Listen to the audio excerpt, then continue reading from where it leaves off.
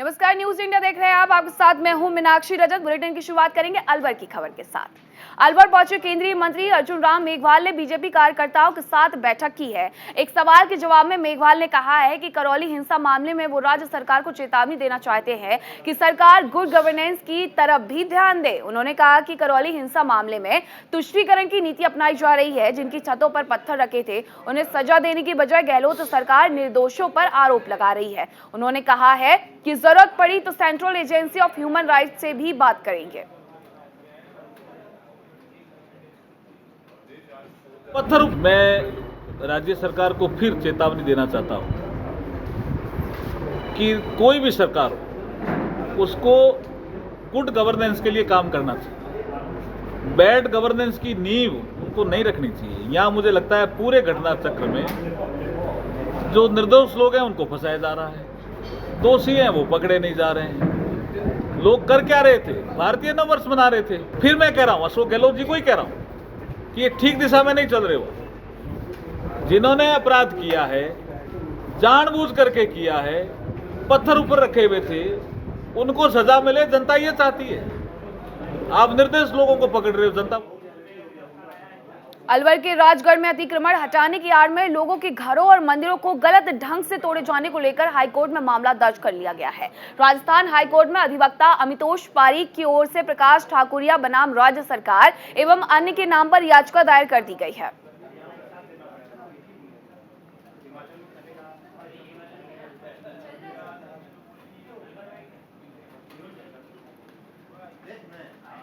राजस्थान में बिजली पानी की समस्या और बिजली कटौती पर बीजेपी प्रवक्ता रामलाल शर्मा ने गहलोत सरकार पर आरोप लगाया है। उन्होंने कहा है कि सरकार को कोई चिंता नहीं है, जनता परेशान हो रही है। के ऊपर राजस्थान की जनता बिजली और पानी के लिए त्रस्त है, लेकिन राजस्थान के मुखिया जी तो राजनीतिक बयानबाजी देने में व्यस्त हैं।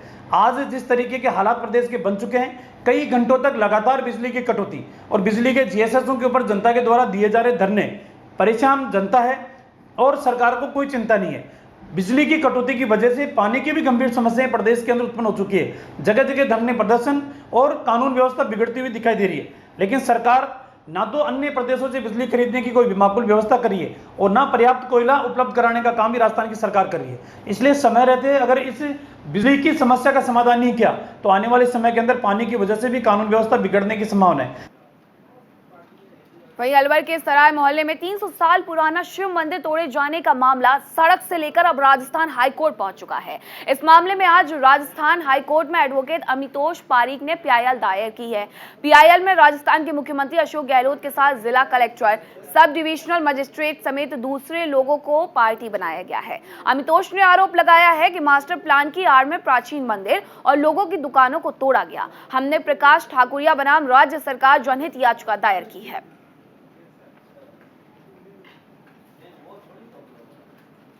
राजगढ़ अलवर में हाल ही में प्रशासन एवं सरकार द्वारा असंवैधानिक रूप से निर्दोष लोगों के घर, व्यवसायियों की दुकान एवं प्राचीन शिव मंदिर को तोड़फोड़ करी गई और नष्ट करा गया।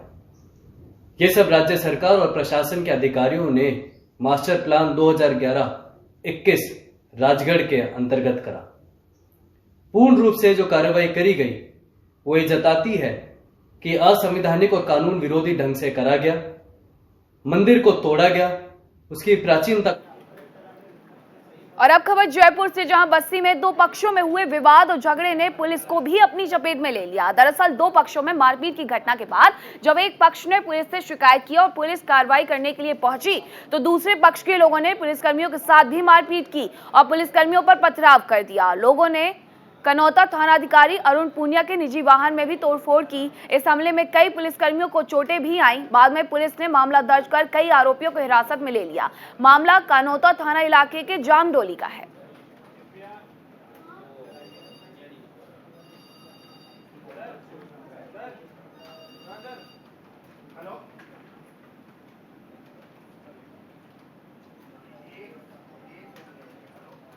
जयपुर की मालपुरा थाना पुलिस ने देसी कट्टा लेकर घूमते हुए 2 बदमाशों को गिरफ्तार किया है। दोनों बदमाश आपराधिक वारदात को अंजाम देने की फिराक में घूम रहे थे।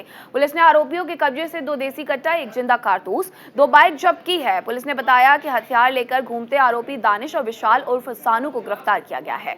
पुलिस को मुखबिर से सूचना मिली थी कि मालपुरा रोड पर किसी वारदात को अंजाम देने 2 बाइक पर लड़के घूम रहे हैं। सूचना पर पुलिस ने घेराबंदी कर दोनों संदिग्धों को धर दबोचा। तलाशी में दोनों के पास एक देसी कट्टा मिला। पुलिस ने दोनों आरोपियों को गिरफ्तार किया, जिनके कब्जे से मिले 2 देसी कट्टे, 1 कारतूस और 2 बाइक को जब्त किया गया है। पुलिस आरोपियों से पूछताछ कर रही है।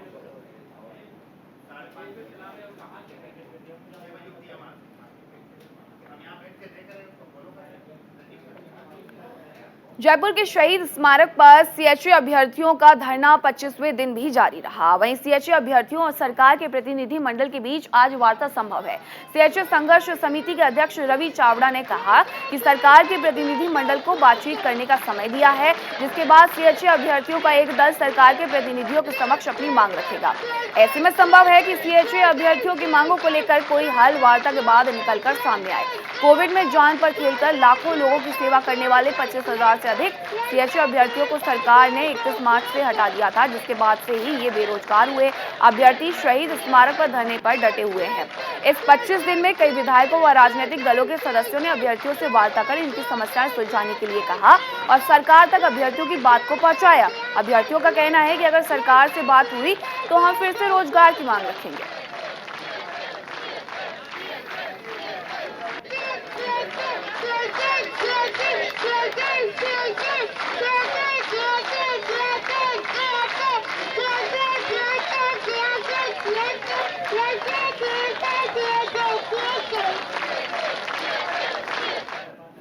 प्रदेश भर में बिजली कर्मचारियों ने 2 घंटे कार्य का बहिष्कार किया। बिजली कर्मचारियों ने विद्युत भवन में विरोध प्रदर्शन कर कार्य बहिष्कार किया है। धौलपुर के बाड़ी में जेईएन एईएन पर हमले का मामला था।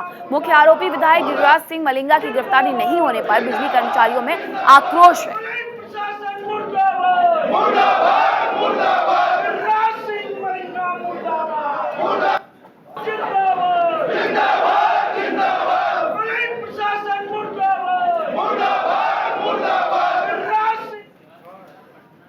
मंदिर टूटने के बाद से ही राजगढ़ के लोग डीएम और एसपी से नाराज चल रहे हैं। अब घटना के 8 दिन बाद मौके पर पहुंचे डीएम और एसपी को लोगों के गुस्से का सामना करना पड़ा है।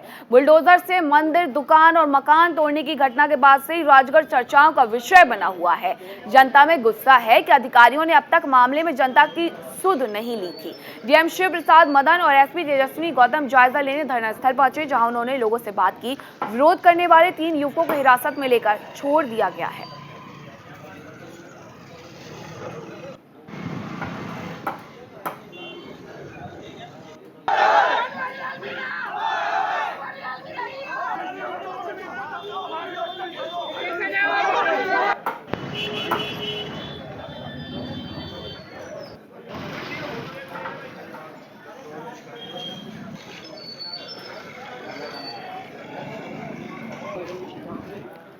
रुक करेंगे पटना की खबर का, जो आरजेडी के एक नेता ने अपने साथ मारपीट किए जाने का आरोप लगाया है। आरजेडी पटना महानगर के अध्यक्ष रामराज कुमार का आरोप है कि राबड़ी देवी के आवास में ही उनके साथ मारपीट की गई और गाली गलौज करने के साथ ही उन्हें जान से मारने की धमकी भी दी गई। रामराज कुमार का कहना है कि जब उनके साथ मारपीट की जा रही थी तो उस वक्त राबड़ी देवी के आवास पर इफ्तार पार्टी चल रही थी। इस घटना के बाद सदमे में पड़े राजद नेता रामराज कुमार इस्तीफा देने प्रदेश कार्यालय पहुंचे। रामराज कुमार महानगर राजद अध्यक्ष।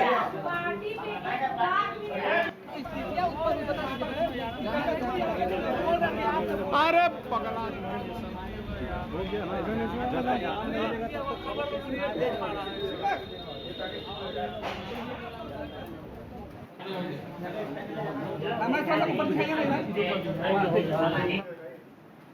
झारखंड के बोकारो में एक युवक ने 5 लोगों पर तेजाब फेंक दिया, जिसमें 4 लोग गंभीर रूप से घायल हो गए। घायलों का अब अस्पताल में इलाज चल रहा है।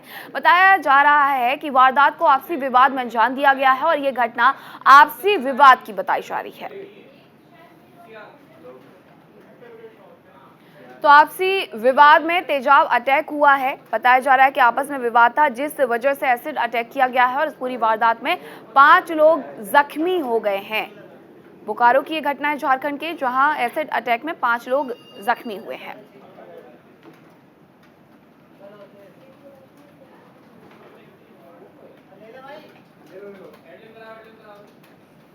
तो आपसी विवाद में तेजाब अटैक हुआ है। झारखंड बोकारो की ये घटना है। इस पूरे अटैक में 5 लोग जख्मी हो गए हैं और इसकी शिकायत करने के लिए लोग पुलिस स्टेशन भी पहुंचे थे। तस्वीरें आपको दिखा रहे हैं जिन लोगों के ऊपर एसिड से अटैक किया गया है और इस पूरी घटना में 5 लोग जख्मी हुए हैं। बताया जा रहा है कि आपसी विवाद था और इस आपसी विवाद की वजह से ये अटैक किया गया है।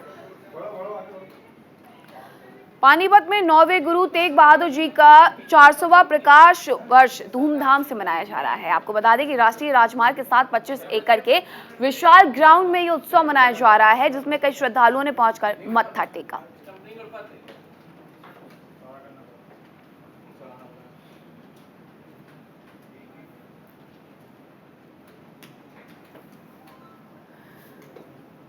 बहादुरगढ़ के बदमाशों में पुलिस का जरा सा भी खौफ नहीं है, इसलिए बदमाश आए दिन किसी न किसी वारदात को अंजाम देकर आसानी से मौके से फरार हो रहे हैं। ताजा मामला बहादुरगढ़ के असौदा टोडराड़ गांव का है, जहां बदमाशों ने एक घर के बाहर एक के बाद एक कई हवाई फायरिंग किए और घर के लोगों को जान से मारने की धमकी देकर मौके से फरार हो गए। हवाई फायर करने की ये वारदात घर के बाहर लगे सीसीटीवी में कैद हो गई।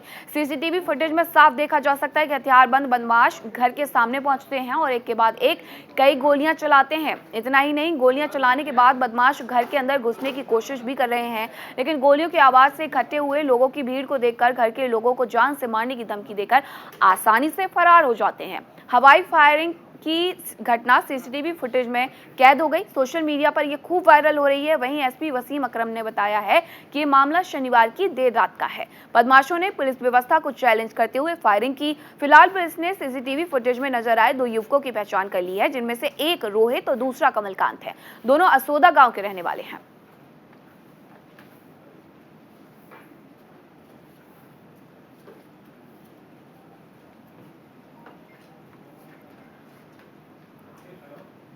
खबर यमुनानगर से, जहां एंटी नारकोटिक्स सेल के हाथ बड़ी कामयाबी लगी है। पुलिस ने अफीम तस्कर से 2 किलो अफीम बरामद की है। आपको बता दें कि हरियाणा के साथ साथ कई और राज्यों में अफीम की सप्लाई की जाती थी। आरोपियों से एंटी नारकोटिक्स सेल को और भी बड़े खुलासे होने की उम्मीद है।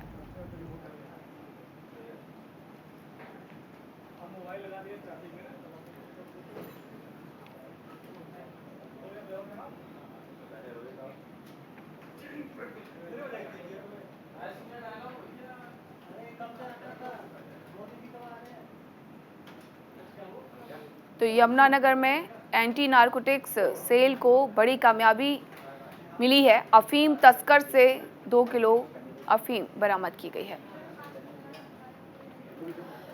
जम्मू के भारतीय जनता पार्टी मुख्यालय में बीजेपी के प्रदेश अध्यक्ष रविंद्र रैना और पूर्व उप मुख्यमंत्री कविंदर गुप्ता ने प्रेस कॉन्फ्रेंस आयोजित कर प्रधानमंत्री नरेंद्र मोदी की जनसभा में सम्मिलित होने के लिए जन सैलाब का शुक्रिया अदा किया। उन्होंने हिंदू मुस्लिम पाक अधिकृत कश्मीर के विस्थापित कश्मीरी पंडित, गुर्जर समुदाय, पहाड़ी समुदाय और दूर दूर से आने वाले लोगों को तहे दिल से शुक्रिया अदा किया और कहा कि उन्होंने इतनी बड़ी तादाद में पहुंचकर प्रधानमंत्री नरेंद्र मोदी की रैली को सफल बनाया है।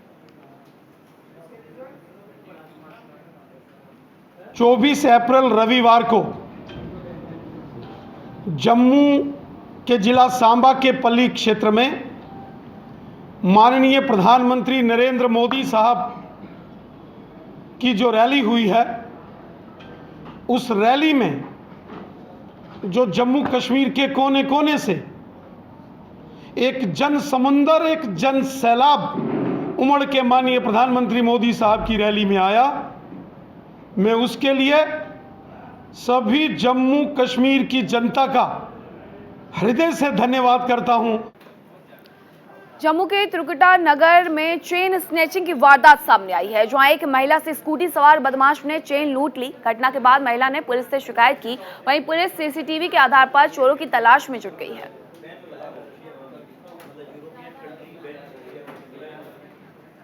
तो बदमाशों ने पुलिस को यहां ठेंगा दिखाते हुए बीच रोड पर चेन स्नैचिंग की इस घटना को अंजाम दिया है। पूरी घटना सीसीटीवी कैमरे में कैद हो गई है। आप देख सकते हैं, ये सीसीटीवी फुटेज है। एक महिला से पता पूछा जाता है, कुछ बात की जाती है और उसके बाद चेन स्नैचिंग की इस घटना को अंजाम देकर के आरोपी बदमाश मौके से फरार हो जाता है। पूरी घटना सीसीटीवी कैमरे में कैद हो गई।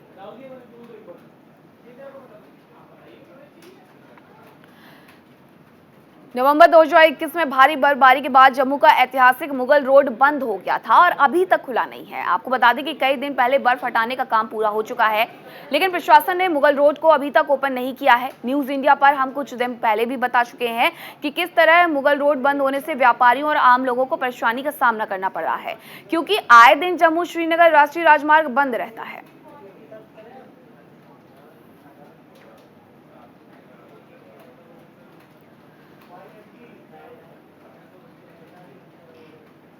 देश में कोरोना की रफ्तार एक बार फिर पकड़ रही है। रोजाना बढ़ते मामलों से कोरोना की चौथी लहर की आहट सुनाई देने लगी है। हालांकि स्वास्थ्य विशेषज्ञों के अनुसार इस बार वायरस कमजोर है। विशेषज्ञों के अनुसार संभव है कि आने वाले दिनों में नए पॉजिटिव केस में इजाफा देखने को मिलेगा, लेकिन ये वेरिएंट सामान्य वायरल की तरह है। एनसीआर और लखनऊ जैसे जिलों में जहां केस अधिक मिल रहे हैं, वहीं सरकार ने एहतियात के तौर पर फेस मास्क अब लगाना अनिवार्य कर दिया है। देखिए, कोरोना के केसेस बढ़ते जा रहे हैं।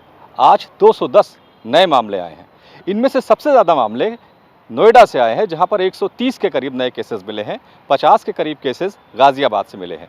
इन दोनों शहरों से सबसे ज़्यादा कोरोना के केसेस आ रहे हैं, लिहाजा यहां पर काफ़ी अलर्ट किया जा रहा है। दूसरी ओर सरकार ने आज एक महत्वपूर्ण घोषणा की।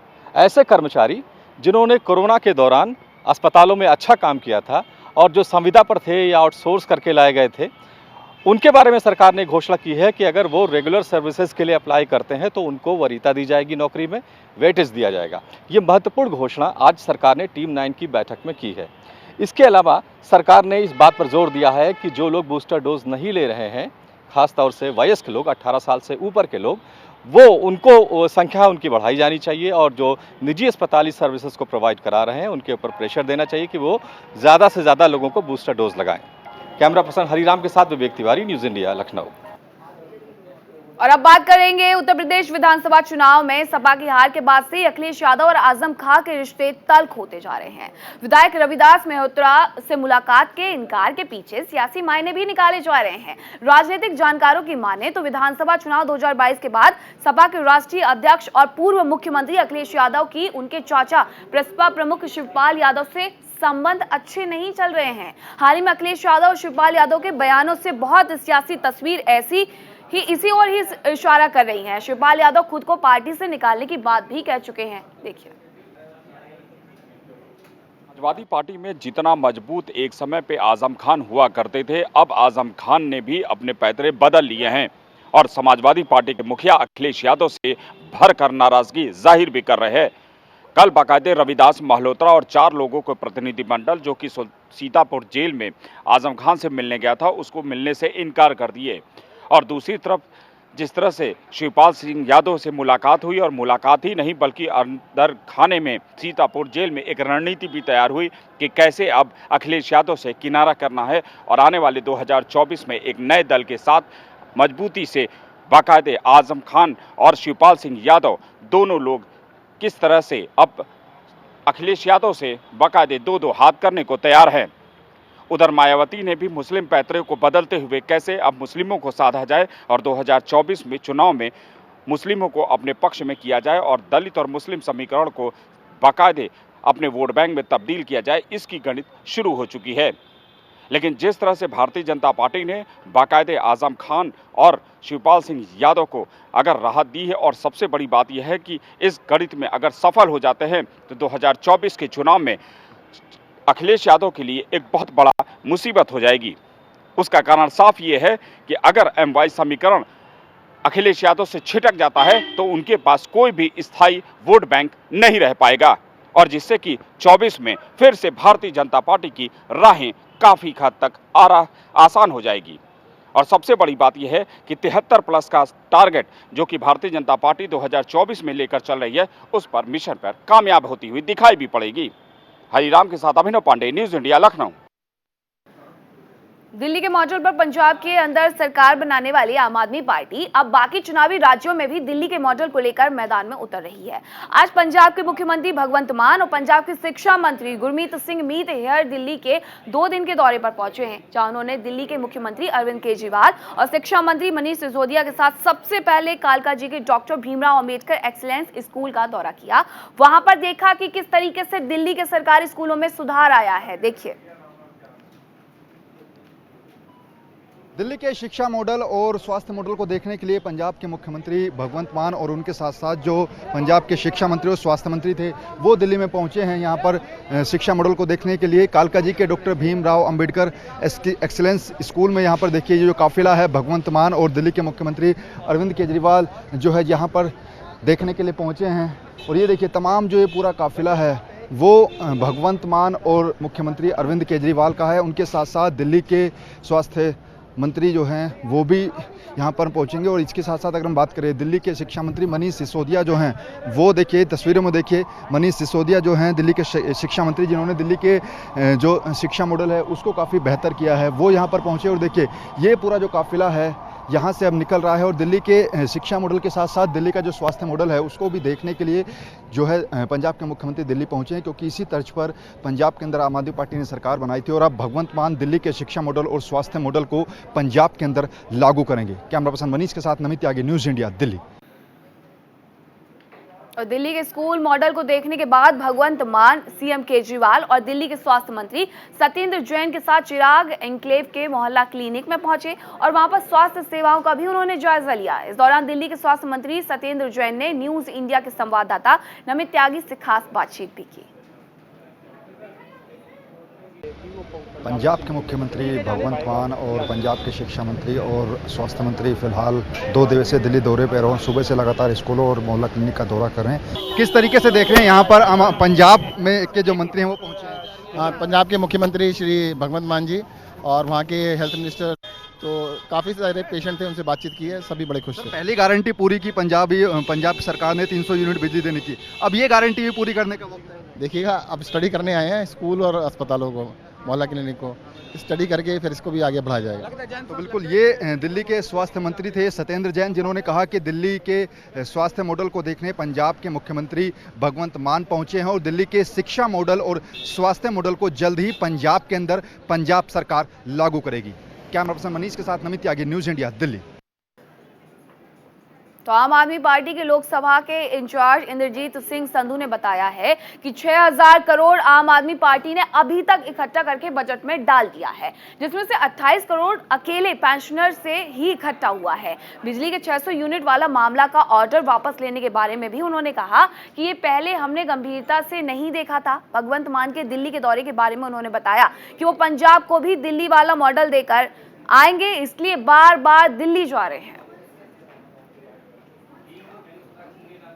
नमस्कार जी, मैं हूं जसबीर सिंह, आप देख रहे हो न्यूज़ इंडिया। इस समय मेरे साथ ने इंद्रजीत सिंह, लोकसभा इंचार्ज आम आदमी पार्टी। बात करते हैं। हाँ जी सर, आपका स्वागत है हमारे चैनल पे। बहुत धन्यवाद जी आन सर, आम आदमी पार्टी रोज़ नए नए फैसले लेती हैं और आदेश देती है, उसके बाद वो लोगों की प्रतिक्रिया के बाद वो वापस ले लेते हैं, उसके बारे में आपका क्या कहना है? एक ਤਾਂ ਕਿਸਾਨਾਂ ਵਾਲਾ ਮਸਲਾ ਸੀ ਜਿਹੜਾ ਕਿ ਪਹਿਲਾਂ ਚੰਨੀ ਸਰਕਾਰ ਤੋਂ ਲਿਆ ਹੋਇਆ ਸੀ, ਉਹ ਜਿਹੜਾ ਅੱਗੇ ਪ੍ਰੋਸੈਸ ਦੇ ਅਧੀਨ ਸੀ, ਉਹ ਬਿਊਰੋਕ੍ਰੇਸੀ ਕੋਲੋਂ ਪਹਿਲਾਂ ਆਲਰੇਡੀ ਪਿਆ ਹੋਇਆ ਸੀ, ਜਿਨ੍ਹਾਂ ਕਿ ਪੁਰਾਣੀ ਫਾਈਲ ਨੂੰ ਜਿਹੜਾ ਉਹ ਅੱਗੇ ਕੀਤਾ ਤੇ ਉਹ ਗ੍ਰਿਫਤਾਰੀਆਂ ਵਾਲਾ ਜਿਹੜਾ ਨੋਟਿਸ ਹੈ ਉਹ ਕੱਢਿਆ। ਤੇ ਉਹ ਜਿਵੇਂ ਹੀ ਸਰਕਾਰ ਨੂੰ ਪਤਾ ਲੱਗਾ, ਸਰਦਾਰ ਭਗਵੰਤ ਸਿੰਘ ਮਾਨ ਨੂੰ ਪਤਾ ਲੱਗਾ, ਸਾਡੇ ਤੋਂ ਫੀਡਬੈਕ ਲਈ ਗਈ, ਵਿਦਿਨ 1-2 ਡੇ ਅਸੀਂ ਉਹ ਵਾਪਸ ਲੈ ਲਿਆ ਜੀ ਔਰ ਰੋਕ ਲਗਾ ਦਿੱਤੀ ਉਹਦੇ ਤੇ। ਦੂਜਾ ਜਿਹੜੀ ਤੁਸੀਂ ਉਹ ਗੱਲ ਕਰ ਲਿਓ ਰੇਹੜੀਆਂ ਵਾਲਾ ਮਸਲਾ ਹੋਇਆ ਸੀ, ਔਰ ਇਹ ਰੇਹੜੀਆਂ ਵਾਲਾ ਮਸਲਾ ਵੀ ਪਹਿਲਾਂ ਦਾ ਹੈਗਾ ਸੀ ਤੇ ਬਿਊਰੋਕ੍ਰੇਸੀ ਕੋਲ ਪਹਿਲਾਂ ਦਾ ਸੀ। ਜਿਵੇਂ ਹੀ ਉਹਨਾਂ ਨੇ ਉਹਨੂੰ ਇੰਪਲੀਮੈਂਟ ਕਰਨ ਦੀ ਕੋਸ਼ਿਸ਼ ਕੀਤੀ ਤਾਂ ਉਹ ਗੱਲ ਸਾਹਮਣੇ ਆਈ, ਤਾਂ ਅਸੀਂ ਉਹ ਨੋਟਿਸ ਵਿੱਚ ਲਿਆਂਦਾ ਤਾਂ ਬਿਲਕੁਲ ਉਹ ਨਾਲ ਦੀ ਨਾਲ ਉਹ ਵੀ ਵਾਪਸ ਲੈ ਲਿਆ ਗਿਆ। ਇਸ ਕਰਕੇ ਜਿੰਨੇ ਬਿਊਰੋਕ੍ਰੇਸੀ ਆਪਦੇ ਅਨੁਸਾਰ ਜਿਹੜਾ ਕੰਮ ਕਰਨ ਦਾ ਯਤਨ ਕਰਦੀ ਹੈ, ਪਰ ਜਿਹੜੀ ਪੰਜਾਬ ਸਰਕਾਰ ਹੈ ਉਹ ਲੋਕਾਂ ਦੇ ਨਾਲ ਹੈ। ਕਿਸੇ ਦੇ ਵੀ ਰੁਜ਼ਗਾਰ ਤੇ डाका नहीं बजन देवांगे और किसी को भी किसी तरह की तकलीफ नहीं आने देवांगे। बिजली को लेके एक फैसला लिया गया था 600 यूनिट माफ़ करेंगे, वो भी वापस ले लिया? नहीं, 600 यूनिट माफ़ करने का कोई फैसला वापस नहीं लिया गया। ਉਹਦੇ ਵਿੱਚ 1-2 त्रुटियां सन जिन्हों ठीक किया गया, जिथे जरनल वर्ग ये कह रहा सी ਵੀ ਹਾਂ ਵੀ ਸਾਡਾ ਵੀ ਇੱਥੇ ਰਾਈਟ ਬਣਦਾ ਹੈ, ਜਾਂ ਮਤਲਬ ਕਿ ਦੂਜੇ ਸਾਰਿਆਂ ਵਾਸਤੇ ਇਹ ਜਾਤੀ ਤੋਂ ਬਾਹਰ ਕੱਢ ਕੇ ਇਹ ਜਿਹੜਾ ਫੈਸਲਾ ਲੈਣਾ ਚਾਹੀਦਾ ਹੈ, ਉਹ ਹੈ ਜੋ ਲਿਆ ਗਿਆ ਸਹੀ ਲਿਆ ਗਿਆ। ਜਿੱਥੇ ਵੀ ਕਿਤੇ ਸਾਨੂੰ ਕਿਤੇ ਲੱਗਦਾ ਹੈ ਕਿ ਹਾਂ ਉਹ ਫੈਸਲੇ ਵਿੱਚ ਕੋਈ ਪ੍ਰੋਬਲਮ ਹੈ, ਵੈਸੇ ਤਾਂ ਮੈਂ ਬੇਨਤੀ ਕਰਦਾ ਕਿ ਕੋਈ ਵੀ ਜਿਹੜੀ ਮੀਡੀਆ ਵਿੱਚ ਗੱਲ ਆਉਂਦੀ ਹੈ ਉਹ ਸਮੇਂ ਤੋਂ ਪਹਿਲਾਂ ਉਹਨੂੰ ਹਾਈਲਾਈਟ ਇਸ ਤਰ੍ਹਾਂ ਨਾ ਕੀਤਾ ਜਾਵੇ, ਉਹਨੂੰ ਪ੍ਰੋਪਰ ਸਾਰੇ ਆਰਡਰ ਨੂੰ ਉਹਨੂੰ ਪੜ੍ਹ ਲੈਣਾ ਚਾਹੀਦਾ ਹੈ। ਔਰ ਜਦੋਂ ਪ੍ਰੋਪਰ ਸਾਰੀ ਤੁਹਾਡੇ ਸਾਹਮਣੇ ਆਵੇਗੀ ਗੱਲ ਤਾਂ ਕੁਦਰਤੀ ਹੈ ਵੀ ਆਪਾਂ ਉਹਦੇ 'ਤੇ ਫਿਰ ਉਹਦੇ 'ਤੇ ਪ੍ਰਤੀਕਿਰਿਆ ਕਰਨੀ ਚਾਹੀਦੀ ਹੈ। ਪ੍ਰਤੀਕਿਰਿਆ ਪਹਿਲਾਂ ਹੀ ਹੋ ਜਾਂਦੀ ਹੈ ਤੇ ਮਸਲਾ ਜੇ ਅੱਧ ਵਿਚਕਾਰ ਹੀ ਹੁੰਦਾ ਹੈ, ਤੇ ਇਸ ਲਈ ਕੋਈ ਵੀ ਗਲਤ ਫੈਸਲਾ ਅਸੀਂ ਉਹਨੂੰ ਲਾਗੂ नहीं होने देवांगे। सो ये थे हमारे साथ इंद्रजीत सिंह, जिनका कहना है कि 6,000 करोड़ पिछले 28 दिन में ही हमने कमा के बजट में डाल दिया है। कैमरामैन आकाश के साथ जसबीर सिंह, चंडीगढ़। इस बुलेटिन में इतना ही, लेकिन शाम 6:30 बजे देखना न भूलिए 10 का दम मेरे सहयोगी रवीश बिष्ट के साथ। नमस्कार।